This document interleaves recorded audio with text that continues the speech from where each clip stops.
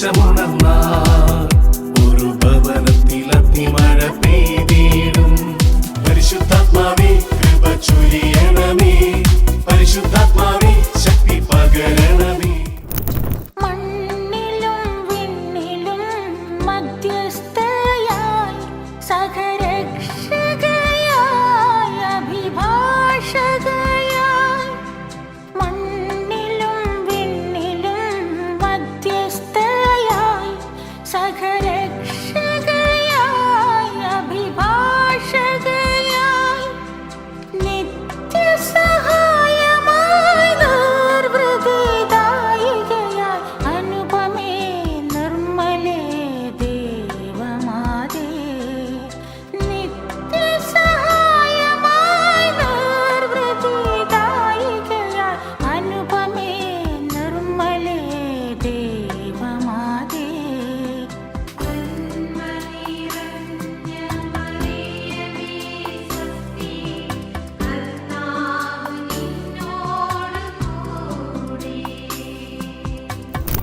ഇതൊരു വലിയൊരു പ്രാർത്ഥനയാണ്, സ്നേഹം കൊണ്ടുള്ളൊരു പ്രാർത്ഥനയാണ്.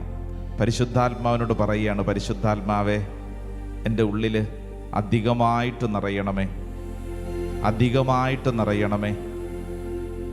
പരിശുദ്ധ മാമോദീസായിലൂടെയും മറ്റ് കൂദാശകളിലൂടെയും നമ്മുടെ ഉള്ളിൽ നിറഞ്ഞിട്ടുള്ള പരിശുദ്ധാത്മാവ് ഓരോ ശുശ്രൂഷ വഴികളിലും നമ്മളെ ജ്വലിപ്പിക്കുന്ന പരിശുദ്ധാത്മാവ്. ഈ ശുശ്രൂഷാവസരത്തിൽ നീ പ്രാർത്ഥിക്കണം, നീ ആഗ്രഹിക്കണം, സ്നേഹിച്ചുകൊണ്ട് ആഗ്രഹിക്കണം. പരിശുദ്ധാത്മാവിന് വേണ്ടി സ്നേഹിച്ചുകൊണ്ട് ആഗ്രഹിക്കണം.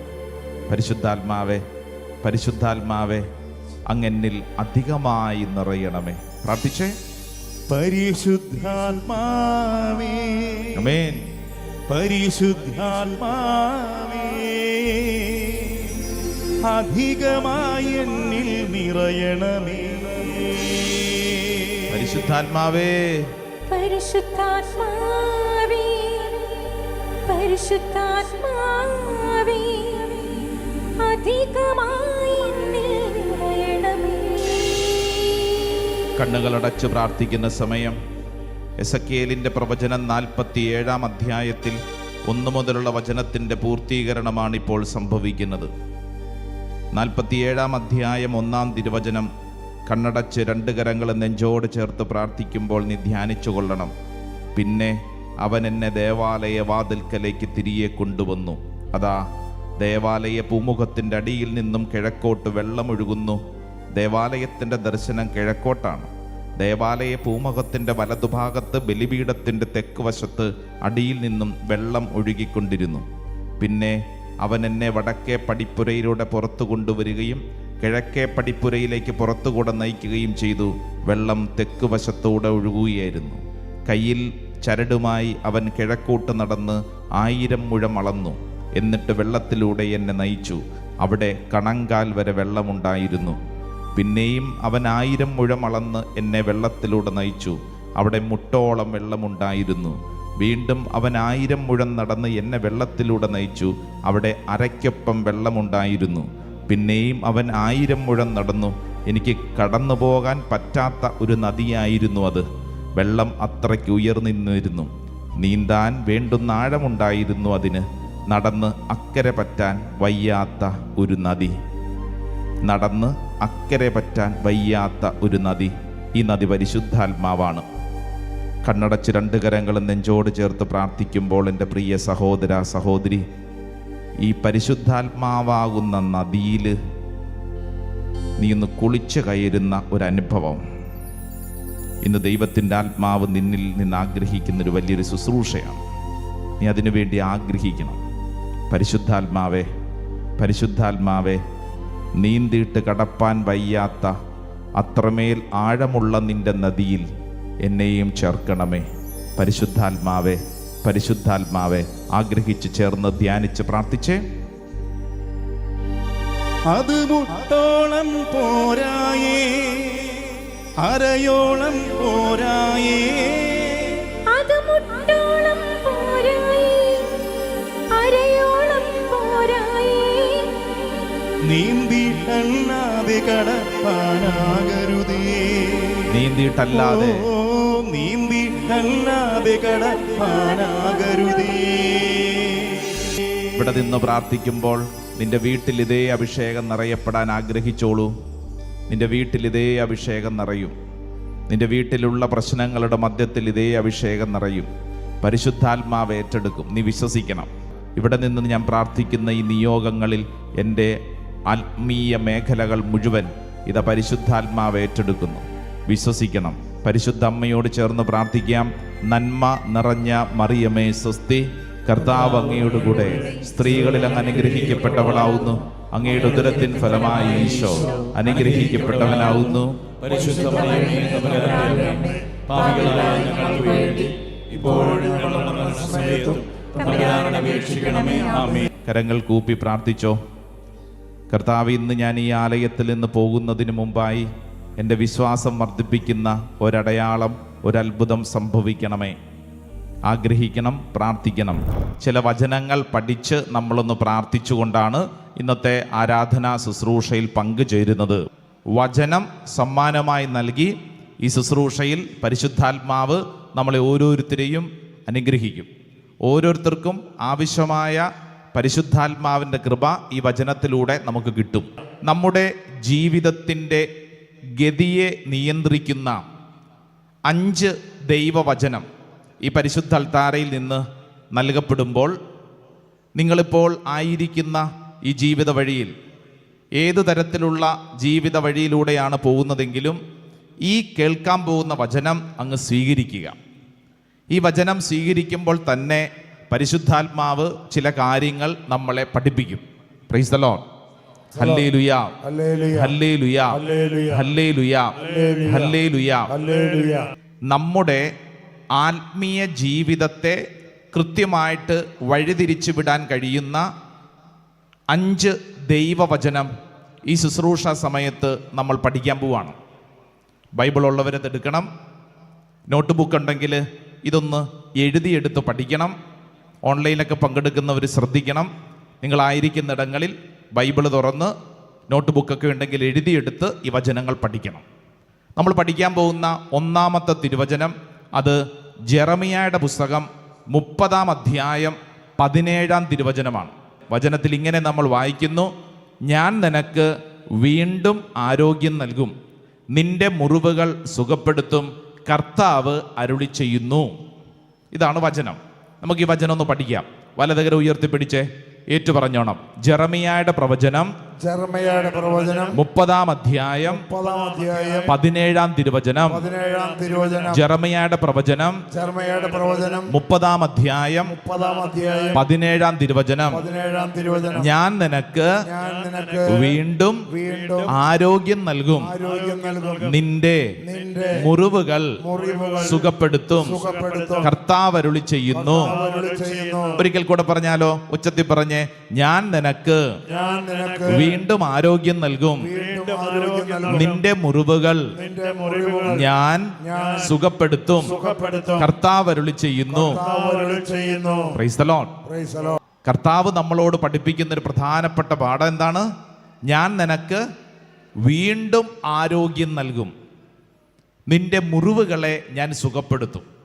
ഈ ശുശ്രൂഷയിൽ പങ്കെടുക്കുന്ന അനേകര് പലവിധത്തിലുള്ള ഭാരങ്ങൾ, ശാരീരിക രോഗപീഠകൾ, ഭയങ്കര മുറിവുകളും സങ്കടങ്ങളും ഒക്കെ ഉണ്ട്.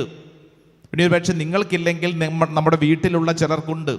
അപ്പം അതിൻ്റെ പേരിൽ വല്ലാണ്ട് ഭാരപ്പെട്ടും സങ്കടപ്പെട്ടും വന്നിരിക്കുന്നവരോട് കർത്താവ് പഠിപ്പിക്കുന്ന ഒന്നാമത്തെ തിരുവചനമാണ്: ഞാൻ നിനക്ക് വീണ്ടും ആരോഗ്യം നൽകും, നിന്റെ മുറിവുകൾ സുഖപ്പെടുത്തും. ഹല്ലേലൂയാ, ഹല്ലേലൂയാ, ഹല്ലേലൂയാ, ഹല്ലേലൂയാ. ഞാൻ നിനക്ക് വീണ്ടും ആരോഗ്യം നൽകും, നിന്റെ മുറിവുകളെ സുഖപ്പെടുത്തും. നമ്മൾ ഈ വചനം വിശ്വസിച്ച് ഇത് ഏറ്റെടുത്ത് പ്രാർത്ഥിക്കുകയാണ്. പലതരത്തിലുള്ള രോഗങ്ങളും പീഡകളും നമുക്കുണ്ട്. എന്നാൽ നമ്മൾ ഇന്ന് ഈ ശുശ്രൂഷയിൽ പങ്കെടുത്തുകൊണ്ടിരിക്കുമ്പോൾ ഈ പോട്ടാശ്രമത്തിലെ ദൈവജനത്തോട് ചേർന്ന് നമ്മൾ ക്ലെയിം ചെയ്ത് പ്രാർത്ഥിക്കാൻ പോവാണ്. ഈ കാര്യങ്ങൾ എന്നിൽ സംഭവിക്കാൻ പോവാണ്. ഹല്ലേലൂയാ, ഹല്ലേലൂയാ, ഹല്ലേലൂയാ. ഇവിടുന്ന് വലിയ ദൂരമല്ലാത്ത ഒരു സ്ഥലത്ത് നിന്ന് ഒരു സഹോദരൻ ഇവിടെ ധ്യാനിക്കാൻ വന്നിട്ടുണ്ടായിരുന്നു. അദ്ദേഹം മൈക്കെടുത്ത് പറഞ്ഞ കാര്യം ഇങ്ങനെയാണ്: അച്ഛാ, ഞാൻ ഈ ധ്യാനത്തിന് വരാൻ ആഗ്രഹിച്ച വ്യക്തിയല്ല.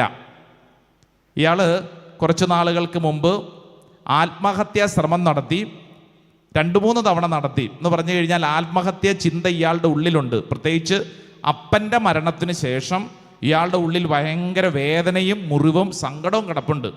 അതിനുശേഷം ഇടയ്ക്കിടയ്ക്ക് ഉള്ളിലുള്ളൊരു ചിന്ത എന്ന് പറഞ്ഞു കഴിഞ്ഞാൽ മരിക്കണം മരിക്കണം മരിക്കണം എന്നൊരു ചിന്തയാണ്. അപ്പോൾ ഇയാൾ പറഞ്ഞത് ഇങ്ങനെയാണ്: അപ്പൻ്റെ മരണത്തിന് ശേഷം അധികം വൈകാതെ ഇയാൾക്ക് ഈ തലയിൽ ഈ ചിന്ത കയറിയതിന് ശേഷം ആദ്യം ചെയ്തത് അവിടെ കുരുടാൻ എന്ന് പറയുന്ന വിഷം ഇരിപ്പുണ്ടായിരുന്നു. ആ വിഷം എടുത്ത് കുടിച്ചു. കുരുടാൻ എന്ന് പറയുന്ന വിഷം കഴിച്ചു. എന്നാൽ ഇയാൾ കഴിച്ച് കിടക്കുന്നത് കണ്ട വീട്ടുകാരാരോ എടുത്തുകൊണ്ട് പോയി ആശുപത്രി കൊണ്ടുപോയി. ഇയാൾ രക്ഷപ്പെട്ടു. കുറേ ഛർദിയും കുറച്ച് അസ്വസ്ഥതകളൊക്കെ ആയിട്ട് ആശുപത്രി കിടന്നു, രക്ഷപ്പെട്ടു. കുറേ നാൾ കഴിഞ്ഞപ്പോൾ വീണ്ടും ഇയാളുടെ ഉള്ളിൽ ഈ ചിന്ത വീണ്ടും വന്നു: മരിക്കണം മരിക്കണം മരിക്കണം എന്നുള്ള ചിന്ത. അപ്പോൾ ഇയാൾ അന്വേഷിച്ചിട്ട് ഏതൊക്കെയോ കുറേ ഗുളികകൾ സംഘടിപ്പിച്ചു. ഇദ്ദേഹം ഇന്നലെ പറഞ്ഞത് ഏകദേശം 60-70 ഗുളികകൾ ഇയാൾ സംഘടിപ്പിച്ച് ഈ ഗുളികകളെല്ലാം കൂടി എടുത്ത് കഴിച്ചു. ഇതും വീട്ടുകാരോ നാട്ടുകാരോ ആരോ കണ്ടു. അവരെല്ലാവരും കൂടെ വീണ്ടും എടുത്തുകൊണ്ട് ആശുപത്രിയിൽ പോയി. അങ്ങനെ ഇയാൾ രക്ഷപ്പെട്ടു. ഇയാളുടെ തലയ്ക്കകത്ത് ഈ ഒരു ചിന്ത ഇങ്ങനെ കിടക്കുവാണ്: മരിക്കണം മരിക്കണം എന്നുള്ളൊരു ചിന്ത. അതൊരു പൈശാചികമായ ചിന്തയാണ്, ഒരിക്കലും ദൈവീകമായ ചിന്തയല്ല.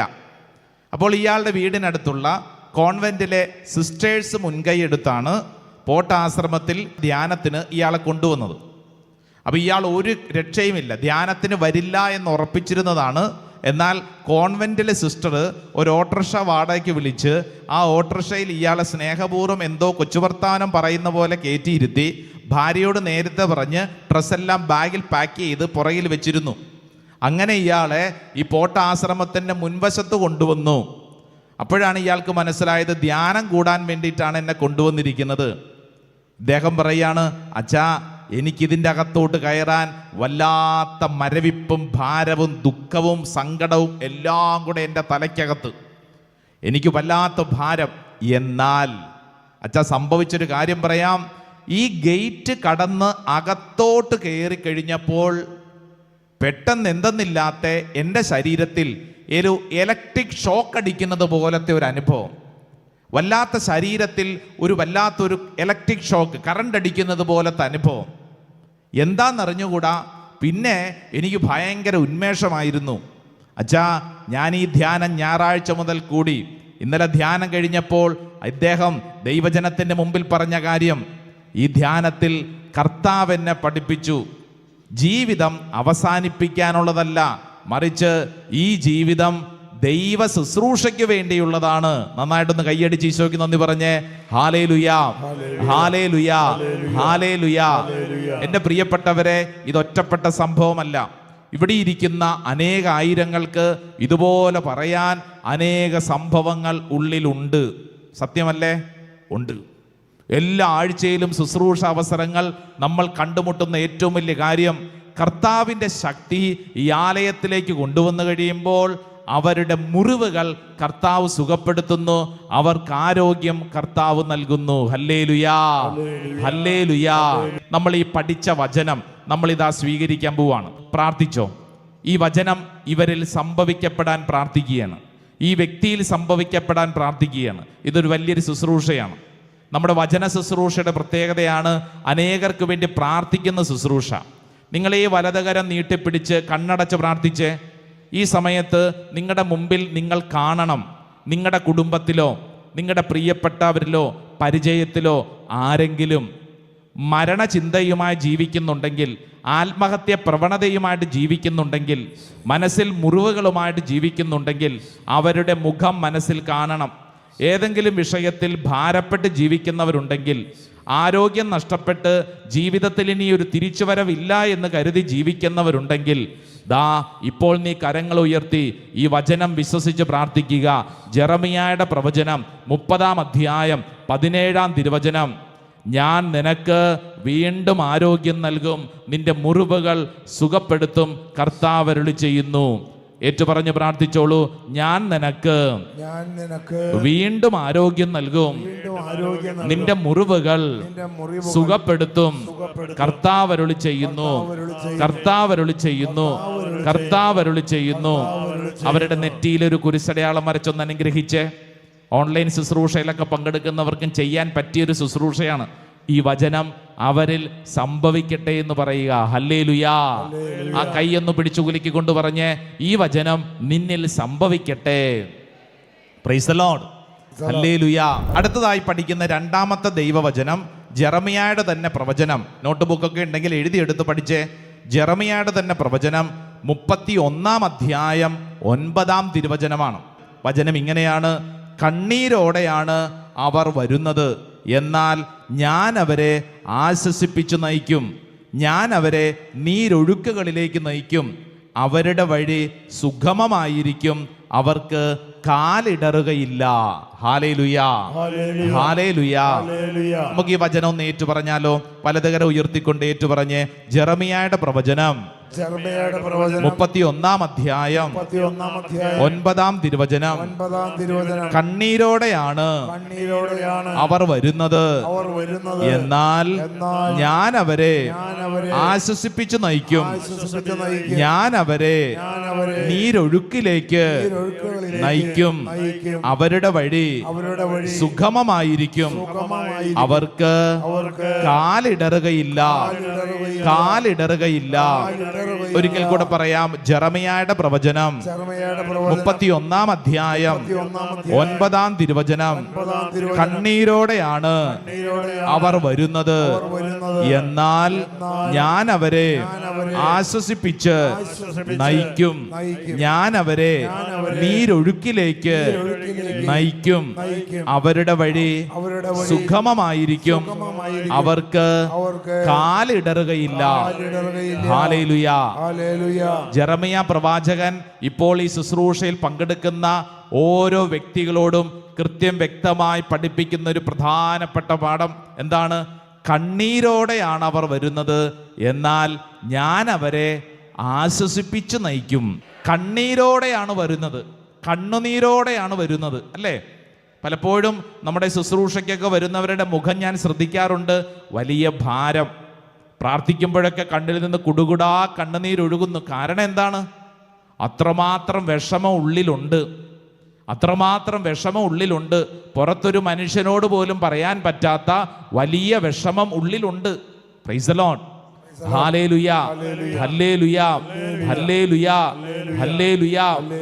പ്രിയപ്പെട്ടവരെ, തൃശ്ശൂരിൽ നിന്ന് കുറച്ച് നാളുകൾക്ക് മുമ്പ് ഇവിടെ പ്രാർത്ഥിക്കാൻ വന്ന ഒരു ബിസിനസ്സുകാരൻ, അദ്ദേഹത്തിന് വലിയ സ്വന്തമായിട്ടൊരു കാറൊക്കെ ഉണ്ട്. ഒരു പ്രശസ്തനായ ബിസിനസ്സുകാരനാണ്. പ്രാർത്ഥിക്കാൻ വേണ്ടി വന്നു.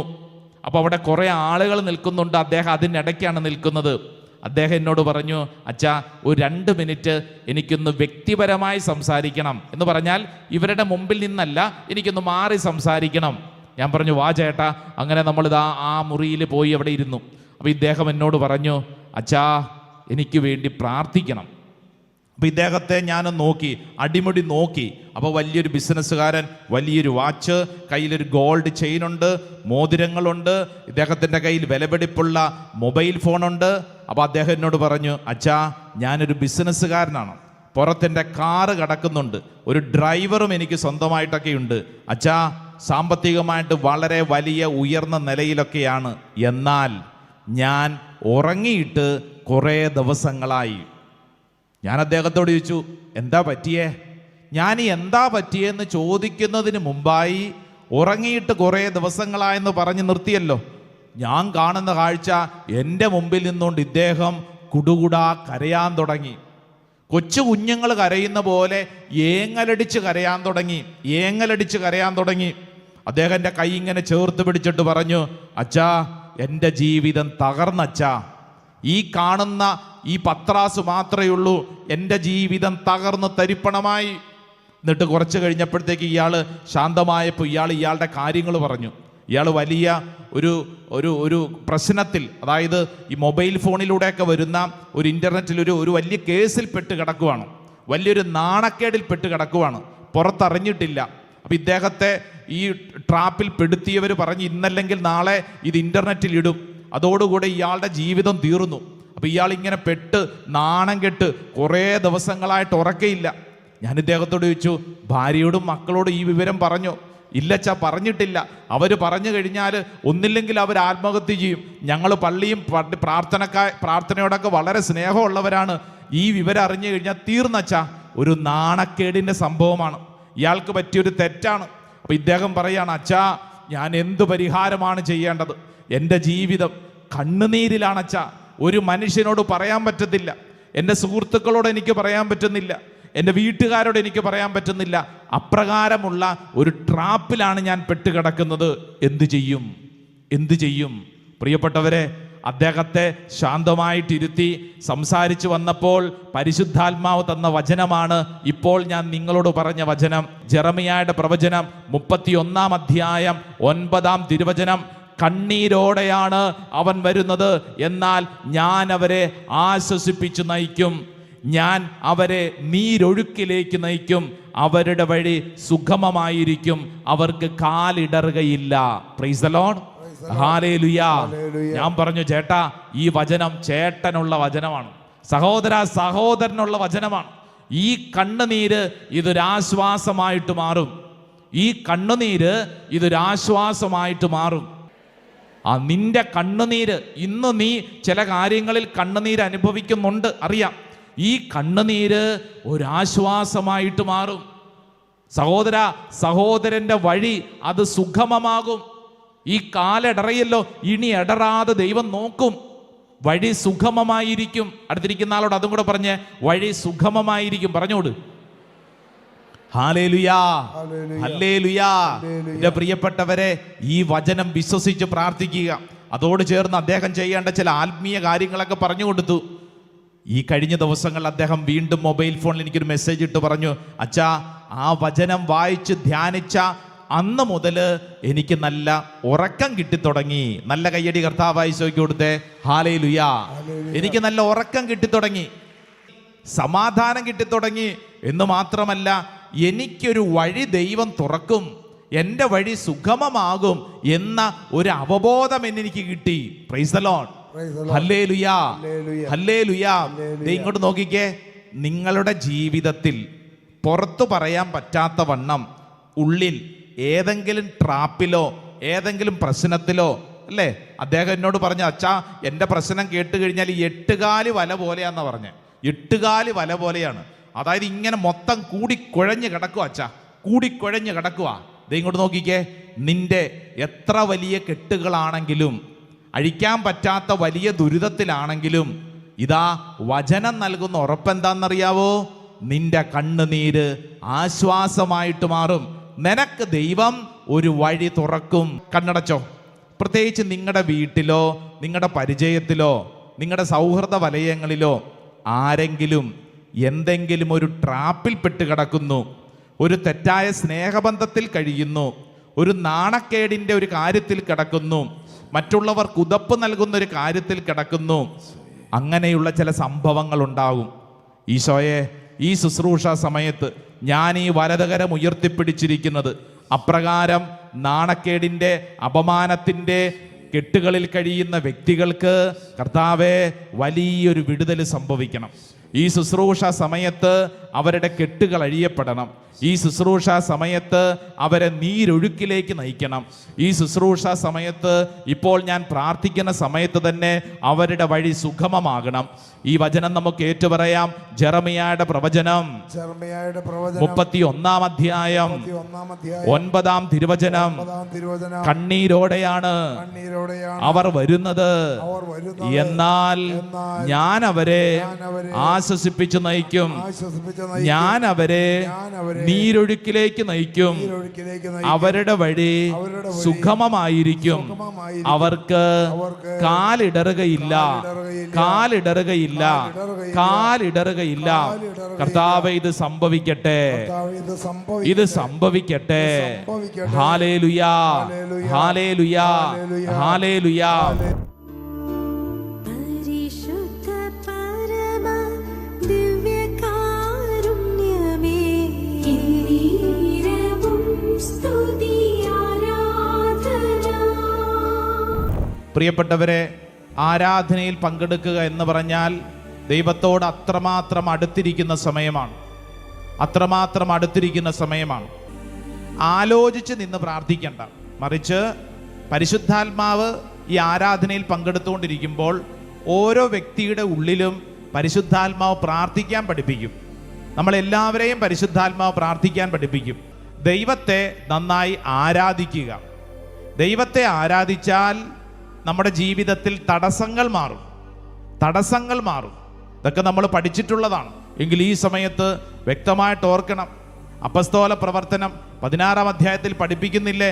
25-26 പൗലോസ് ശ്ലീഹ പ്രാർത്ഥിച്ചപ്പോൾ, സീലാസ് പ്രാർത്ഥിച്ചപ്പോൾ ചങ്ങലകൾ അഴിഞ്ഞു വീണെങ്കിൽ, അതേ ചങ്ങലകൾ ഇപ്പോൾ നീ പ്രാർത്ഥിക്കുമ്പോൾ നിന്നിലും അഴിഞ്ഞു വീഴും. എപ്പോഴാണെന്നറിയോ? നന്നായി പ്രാർത്ഥിക്കണം. പ്രാർത്ഥിക്കെന്ന് പറഞ്ഞാൽ ഹൃദയം തുറന്ന് തമ്പുരാൻ കർത്താവിന് വിട്ടുകൊടുക്കുക. 2 കരങ്ങൾ സ്വർഗത്തിലേക്ക് നന്നായിട്ട് ഒരിക്കൽ കൂടെ ഉയർത്തിപ്പിടിക്കുക. കണ്ണുകൾ അടയ്ക്കുക. നമ്മൾ തുടർന്ന് അല്പസമയം നന്നായി സ്തുതിക്കും കേട്ടോ. നന്നായി സ്തുതിക്കും. നമ്മളിങ്ങനെ സ്തുതിച്ചുകൊണ്ട് നിൽക്കുമ്പോൾ ഭാഷാവരത്തിലൊക്കെ പ്രാർത്ഥിക്കാൻ കർത്താവ് അനേകർക്ക് പ്രേരണകൾ നൽകും. നമ്മുടെ നാവിൻ്റെ നിയന്ത്രണം പരിശുദ്ധാത്മാവ് ഏറ്റെടുക്കും. പരിശുദ്ധാത്മാവ് നൽകുന്ന ഈ ഭാഷാവരത്തിന് വേണ്ടി ആഗ്രഹിക്കണം. ചിലരെങ്കിലുമൊക്കെ ചിന്തിക്കും, അയ്യോ എനിക്കൊന്നും കിട്ടത്തില്ല, ഭാഷാവരമൊന്നും എനിക്കില്ല, അല്ലെങ്കിൽ തന്നെ ഇതൊക്കെ എന്താണ് എന്നിങ്ങനെ സംശയിച്ച് നിൽക്കാം. ഈ സംശയം എല്ലാം പോവട്ടെ. ഈശോയെ എന്ന് പറഞ്ഞ് പ്രാർത്ഥിക്കുമ്പോൾ, ഹല്ലേലിയ പറഞ്ഞ് പ്രാർത്ഥിക്കുമ്പോൾ, ആബാ പിതാവേ എന്ന് വിളിക്കുമ്പോൾ, പരിശുദ്ധാത്മാവേ എന്ന് വിളിച്ചുകൊണ്ട് നിൽക്കുമ്പോൾ നമ്മുടെ നാവിൻ്റെ നിയന്ത്രണം പരിശുദ്ധാത്മാവ് ഏറ്റെടുക്കും. പ്രിയപ്പെട്ടവരെ, പരിശുദ്ധാത്മാവ് ഏറ്റെടുക്കുമ്പോൾ നമ്മുടെ പ്രാർത്ഥന സുഗമമാവും. ആലോചിച്ച് നിൽക്കേണ്ടി വരില്ല. നിനക്ക് ക്ഷീണം തോന്നുന്നില്ല. മറിച്ച് പരിശുദ്ധാത്മാവ് ഒരു വലിയ ആനന്ദത്തിലേക്ക് നയിക്കും. 2 കരങ്ങൾ ഉയർത്തിപ്പിടിച്ചോ, കണ്ണടച്ചോ, ആഗ്രഹിക്കണം. പരിശുദ്ധാത്മാവെ, ഭാഷാവരത്തിന് വേണ്ടി ആഗ്രഹിക്കുന്നു. ദർശനങ്ങളും പ്രവചനങ്ങളും സ്വർഗീയമായ ഇടപെടലുകളും ഈ ആരാധന സമയത്ത് സംഭവിക്കട്ടെ. കാരണം സ്വർഗം തുറക്കുന്ന സമയമാണ്. നമുക്ക് ചുറ്റും മാലാഖമാരിങ്ങനെ നിൽക്കുന്ന സമയം. ഇതാ വിശുദ്ധരുടെ വലിയ കൂട്ടായ്മ.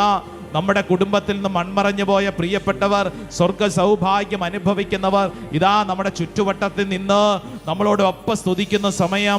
കരങ്ങൾ ഉയർത്തിപ്പിടിച്ച് പ്രിയപ്പെട്ട ദൈവജനമേ, ഈ സമയത്ത് ആരാധിക്കുമ്പോൾ ദൈവജനം ഒരുമിച്ചാണ് നീ സ്തുതിക്കുന്നത്.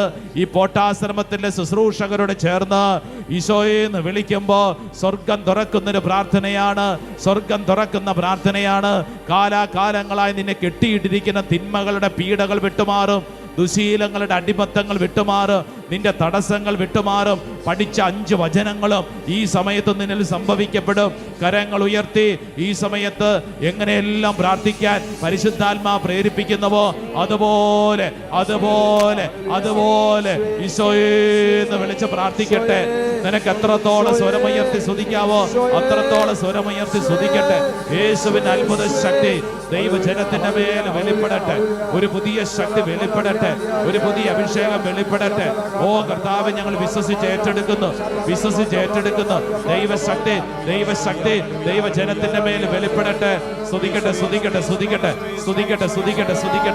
യേശുവിന്റെ അത്ഭുത ശക്തി ദൈവജനത്തിന്റെ മേൽ വെളിപ്പെടട്ടെ.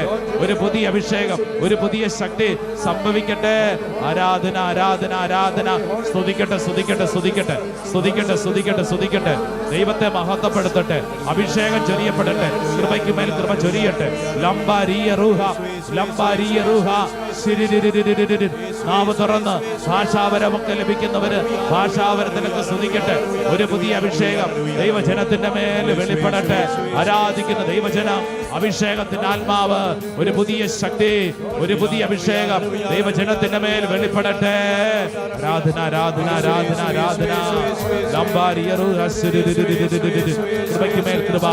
കൃപയ്ക്ക് മേൽ കൃപ. ആമേൻ. കർത്താവേ, ഈ ശുശ്രൂഷ സമയത്ത് ഈ കൈയടിച്ച് പാട്ട് പാടുമ്പോൾ തന്നെ എന്നിൽ വെളിപ്പെടട്ടെ. രോഗികൾ തങ്ങളുടെ രോഗങ്ങളെ ഓർത്ത് സ്തുതിച്ചു കൈയടിച്ചോ. ഇതാ വീണ്ടും ആരോഗ്യം നൽകും.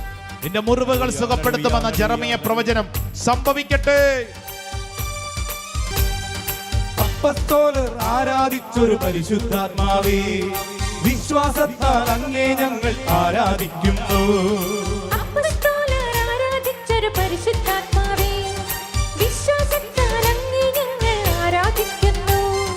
അപ്പസ്തോലർ ആരാധിച്ചൊരു പരിശുദ്ധാത്മാവേ, വിശ്വാസത്താൽ അങ്ങേ ഞങ്ങൾ ആരാധിക്കുന്നു. അപ്പസ്തോലർ ആരാധിച്ചൊരു പരിശുദ്ധാത്മാവേ, വിശ്വാസത്താൽ അങ്ങേ ഞങ്ങൾ ആരാധിക്കുന്നു. മാളിക മുറിയിൽ തീയായി വന്നൊരു പരിശുദ്ധാത്മാവേ, ദാഹത്തോടെ അങ്ങേ ഞങ്ങൾ ആരാധിക്കുന്നു. മാളിക മുറിയിൽ തീയായി വന്നൊരു പരിശുദ്ധാത്മാവേ, ദാഹത്തോടെ അങ്ങേ ഞങ്ങൾ ആരാധിക്കുന്നു. മാളിക മുറിയിൽ തീയായി വന്നൊരു പരിശുദ്ധാത്മാവേ, ദാഹത്തോടെ അങ്ങേ ഞങ്ങൾ ആരാധിക്കുന്നു. മാളിക മുറിയിൽ തീയായി വന്നൊരു പരിശുദ്ധാത്മാവേ, ദാഹത്തോടെ അങ്ങേ ഞങ്ങൾ ആരാധിക്കുന്നു. നിറയണമേ നീ ഇന്നെന്നുള്ളിൽ തീരാവുകളാൽ, ഒഴുകണമേ നീ ഇന്നെന്നുള്ളിൽ പുതിയൊരു നദിയായി. നിറയണമേ നീ ഇന്നെന്നുള്ളിൽ തീരാവുകളാൽ, ഒഴുകണമേ നീ ഇന്നെന്നുള്ളിൽ പുതിയൊരു നദിയായി. ചെങ്കടൽപോലും രണ്ടായി മാറ്റിയൊരു അഭിഷേകക്കാറ്റ്, അസ്ഥികൾ നിറയും താഴ്വരയിൽ പുതുജീവൻ പകരണമേ. ചെങ്കടൽപോലും രണ്ടായി മാറ്റിയൊരു അഭിഷേകക്കാറ്റ്, അസ്ഥികൾ നിറയും താഴ്വരയിൽ പുതുജീവൻ പകരണമേ. അപ്പസ്തോലർ ആരാധിച്ചൊരു പരിശുദ്ധാത്മാവേ, വിശ്വാസത്താൽ അങ്ങേ ഞങ്ങൾ ആരാധിക്കുന്നു. അപ്പസ്തോലർ ആരാധിച്ചൊരു പരിശുദ്ധാത്മാവേ, വിശ്വാസത്താൽ അങ്ങേ ഞങ്ങൾ ആരാധിക്കുന്നു. രണ്ട് കരങ്ങൾ സ്വർഗത്തിലേക്ക് ഉയർത്തി ഈശോയേ ആരാധന കർത്താവേ, സ്തുതിക്കട്ടെ, സ്തുതിക്കട്ടെ. ദൈവത്തിന്റെ ആത്മാവ് പ്രാർത്ഥിക്കുന്ന ഓരോ വ്യക്തിയും അത്ഭുതകരമായിട്ട് ഇടപെടട്ടെ. തടസ്സങ്ങൾ മാറട്ടെ, കൃപ കൊണ്ട് നിറയപ്പെടട്ടെ, ശക്തി കൊണ്ട് നിറയട്ടെ, അഭിഷേകം കൊണ്ട് നിറയട്ടെ. ആരാധന ആരാധന ആരാധന ആരാധന ആരാധന ആരാധന ആരാധന ആരാധന ആരാധന ആരാധന ആരാധന ആരാധന ആരാധന ആരാധന ആരാധന ആരാധന. Hallelujah hallelujah hallelujah. യേശുവേ ആരാധന ആരാധന ആരാധന ആരാധന ആരാധന. Hallelujah hallelujah.